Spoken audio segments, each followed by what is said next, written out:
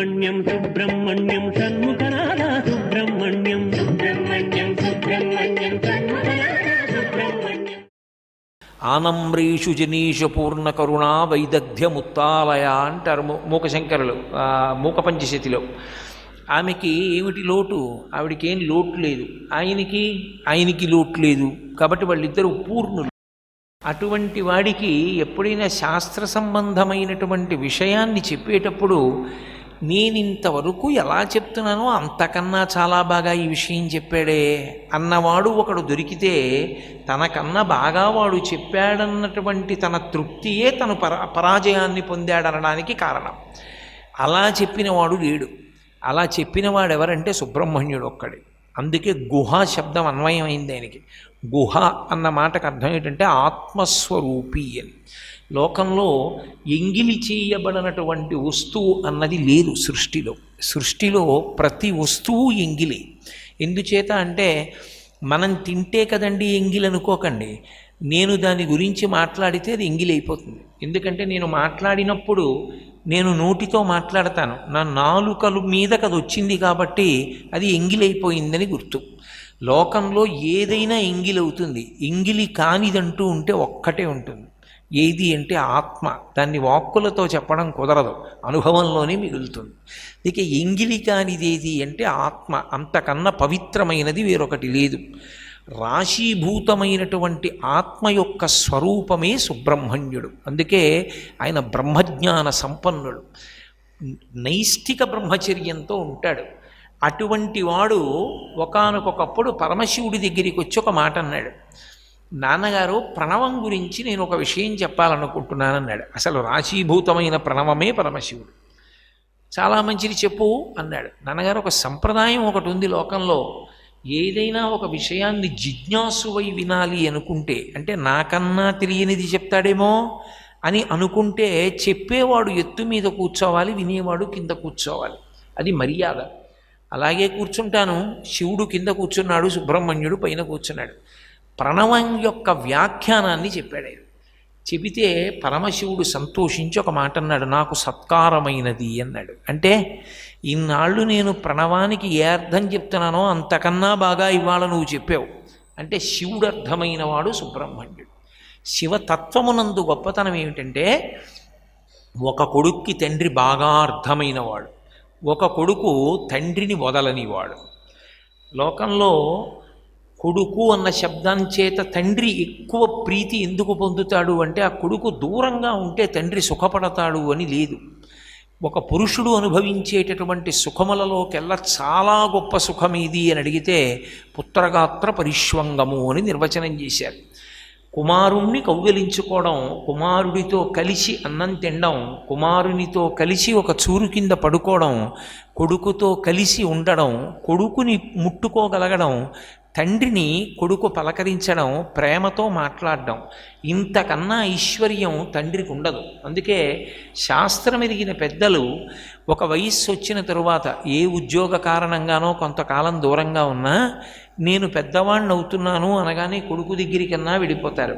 అది వంశంలో సంప్రదాయం అయితే కొడుకు పెద్దవాడయ్యాడు అని అనుమానం వస్తే వానప్రస్థానికి వెళ్ళిపోతారు. ఒక చోట అంటారు, దిలీప మహారాజు భోజనం చేస్తున్నాడు సుదక్షిణాదేవితో. రఘుమహారాజు గారు లోపల ప్రవేశించి గట్టిగా పిలిచాడు ఎవరినో. గట్టిగా పిలిస్తే అన్నం తింటున్న దిలీపుడు తలెత్తి చూశాడు. సుదక్షిణాదేవి వంక చూసి అన్నాడు, నీ కొడుకు యొక్క వక్షస్థలం మీద వెంట్రుకలు వచ్చాయి, వాడికి పురుష చిహ్నములు కనపడుతున్నాయి, వాడి కంఠం పురుష కంఠమైంది, ఇప్పుడు ఆడతనం పోయింది ఆ కంఠంలో, వాడు పురుషుడయ్యాడు, రాజ్యాన్ని ఏలగలడు, వానప్రస్థానికి వెళ్ళిపోదాం అని పట్టాభిషేకం చేసి వెళ్ళిపోయాడు. ఇక్ష్వాకు వంశం అంతా కూడా వానప్రస్థానికి వెళ్ళడం అలవాటుగా ఉన్న వంశం. కొడుకు పెద్దవాడై అంటే ప్రయోజకుడై, తండ్రి పెద్దవాడైతే సంప్రదాయజ్ఞులైనటువంటి వారు ఇక వేరుగా ఉండరు, కొడుకు దగ్గరికి వెళ్ళిపోతారు తప్ప కొడుకు కన్నా వేరుగా తండ్రి జీవించకూడదు. అది శాస్త్రంలో మర్యాద కాదు. అందుకే మీరు చూడండి, ఒక్కొక్క ఊరి గౌరవం ఆ ఊరిలో ఒక వ్యక్తి ఉండడం వల్ల వస్తుంటుంది. ఒక్కొక్కసారి మా ఊరి గౌరవం ఏమిటంటే, మా ఊళ్ళో ఆయన ఉన్నారండి అంటారు. ఆయన కూడా వెళ్ళిపోతాడు ఆ ఊరు విడిచిపెట్టి. ఏ కారణానికి వెళ్ళిపోతాడంటే కొడుకు దగ్గరికి వెళ్ళిపోవడానికి వెళ్ళిపోతాడు. అలా వెళ్ళిపోవాలి కూడా. అదే న్యాయం, అదే శాస్త్రం. కాబట్టి పెద్ద కొడుకు తండ్రి దగ్గరే ఉండాలి అంటే దాని అర్థం కొడుకు తండ్రి దగ్గరన్నా ఉండాలి, తండ్రి కొడుకు దగ్గరన్నా ఉండాలి. పరమశివుడు ఆ విషయంలో ఆయనంత ఆనందాన్ని అనుభవించేటట్టుగా చేసినటువంటి కొడుకున్నవాడు ఆయనే. హేరంబేచ అని, హేరంబ అన్న శబ్దానికి అర్థం ఏంటంటే ఎప్పుడూ తండ్రి దగ్గర ఉండువాడు, ఎప్పుడూ తండ్రికి దగ్గరగా ఉంటాడు. అందుకే విఘ్నేశ్వరుడికి పరమశివుని కన్నా దూరంగా వేరొక చోట ఉండే అలవాటు లేదు. పెద్ద కొడుకు దగ్గరగా ఉండడం తండ్రికి ప్రీతిపాత్రం. మహాజ్ఞాని అయినటువంటి రెండవ కొడుకు ఎక్కడున్నా తండ్రికి సంతోషం. అందుకే సుబ్రహ్మణ్యుడు పరమశివుడు పక్కన ఉంటాడని మీకు ఎక్కడ శాస్త్రంలో లేదు.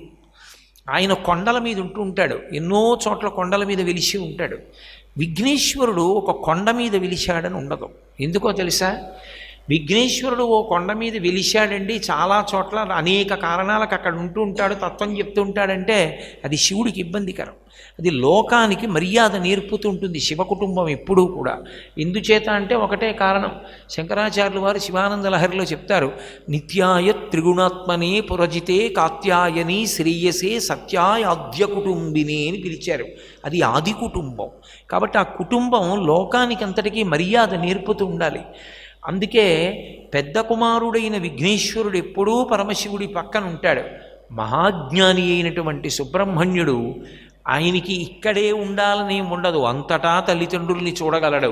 అందుకే ఆయన లోకానుగ్రహం చెయ్యడం కోసమని వివిధ పర్వత శిఖరముల మీద వెలిసి ఉంటాడు. అటువంటి వాడు పరమశివుని యొక్క కోర్కె తీర్చాడు. ఎలా అంటే తండ్రి పరాభవస్వరూప సమ్మానమును పొందాడు. నా కొడుకు నేను ఇన్నాళ్ళు చెప్పిన దానికన్నా బాగా చెప్పాడు అనిపించుకున్నాడు. అందుకే మీరు ఎప్పుడైనా ఒక విషయం గమనించండి, శివతత్వమునందు మీకు ఒకటి కనపడుతుంది. ఎప్పుడెప్పుడు శివుడికి ఏదైనా కించిత్ ఇబ్బంది కలిగినటువంటి విషయం కలిగితే విఘ్నేశ్వరుడు దాంట్లో జోక్యం చేసుకుంటాడు. జోక్యం చేసుకుని దాన్ని చక్కదిద్దుతాడు. మీరు కాశీఖండం చదివితే మీకు బాగా అర్థమవుతుంది. కాశీఖండంలో ఒకానొకప్పుడు కాశీపట్టణాన్ని పరమశివుడు ఓ కారణానికి విడిచిపెట్టవలసి వచ్చింది. ఆయనకి కాశీపట్టణం మీద ఉండేటటువంటి ప్రేమ అటువంటిది. అందుకే పరమశివునికి ముగ్గురు ఇల్లాండ్రు అంటాడు శ్రీనాథుడు. అది గౌరి ఒక్కతే మరియు గంగ ఒక్కతే, కాశీ ఒక్కతే అన్నాడు. కాశీపట్టణం ఆయనకి భార్యతో సమానం అన్నాడు. అంత ఇష్టం. ఆమెను విడిచి ఉండలేకపోయాడు శివుడు. అప్పుడు డుంఠి గణపతి అన్న పేరుతో విఘ్నేశ్వరుడు చొరవ చేశాడు. చేసి శివుడు కాశీపట్టణం రావడానికి కారకుడయ్యాడు. భౌతికంగా బయట ఇబ్బంది వచ్చినా, రాక్షస సంహార ప్రక్రియ జరుగుతున్నా విఘ్నేశ్వరుడు ఎప్పుడూ ఆయన పక్కన ఉంటాడు. ఎప్పుడైనా జ్ఞాన సంబంధమైనటువంటి విషయం వచ్చిందనుకోండి, అక్కడ సుబ్రహ్మణ్యుని పాత్ర ఉంటుంది, విఘ్నేశ్వరుని పాత్ర ఉండదు. ఇద్దరు కొడుకులు అంత ప్రయోజకులు కావడం ఆ తల్లిదండ్రుల యొక్క ఆనందానికి కారణమైంది కాదు, అది మన ఆనందానికి కారణమైంది. ఎందుకో తెలుసా?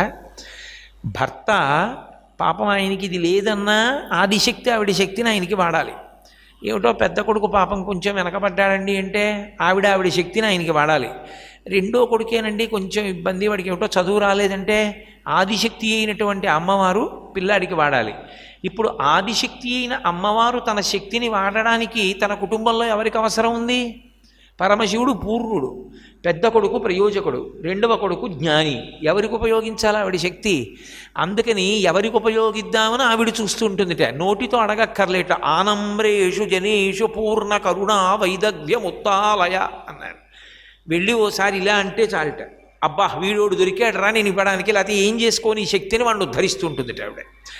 అమ్మా నీకు అటువంటి భర్త కొడుకులు ఉండడం మా అదృష్టం, నీ అదృష్టం కాదన్నారు మూకశంకర్. అలా పుత్రాదిచ్చేత్ పరాజయం. పరమశివుడికి ఎప్పుడో ఉండిపోయినటువంటి ఆ కోర్కెని తీర్చినటువంటి మహాజ్ఞాని సుబ్రహ్మణ్యుడు. అందుకే మీరు సుబ్రహ్మణ్యావతారంలో ఉన్నటువంటి చమత్కారాన్ని గమనిస్తే మీకు ఒకటి అర్థం అవుతుంది. ద్వైమాతురాయ నమః అని ఒక నామం ఉంది. అది యథార్థమునకు ఎవరికి చెప్తామంటే విఘ్నేశ్వరుడికి చెప్తాం. విఘ్నేశ్వర పూజ చేసేటప్పుడు భాద్రపద మాసంలో నిజ భాద్రపదంలో చేస్తాం కదా, చేసినప్పుడు వినాయక చవితి నాడు విఘ్నేశ్వరుడికి ద్వైమాతురాయ నమః అని ఒక నామం. ద్వైమాతురాయ నమః అనడానికి విఘ్నేశ్వరుడికి ఇద్దరు అమ్మలు ఉన్నారు అని ఎక్కడుంది? ఇద్దరు అమ్మలు ఉన్నారా? ఇద్దరు అమ్మలు ఉంటే పరమశివుడికి ఎంతమంది భార్యలు ఉన్నట్టు? ఇద్దరు భార్యలు ఉన్నట్టు. ఇద్దరు భార్యలు ఉన్నారు పరమశివుడికి అని ఎక్కడైనా చెప్పబడిందా? లేదు. ఒక్కతే భార్య పరమశివుడికి, పార్వతీదేవి. మరి గంగా భరించాడు కాబట్టి భర్తృశబ్దం అన్వయమైంది తప్ప భార్యాశబ్దం అన్వయం అవదావిడికి. సర్వం శ్రీ ఉమామహేశ్వర పరబ్రహ్మార్పణమస్తు. స్వస్తి.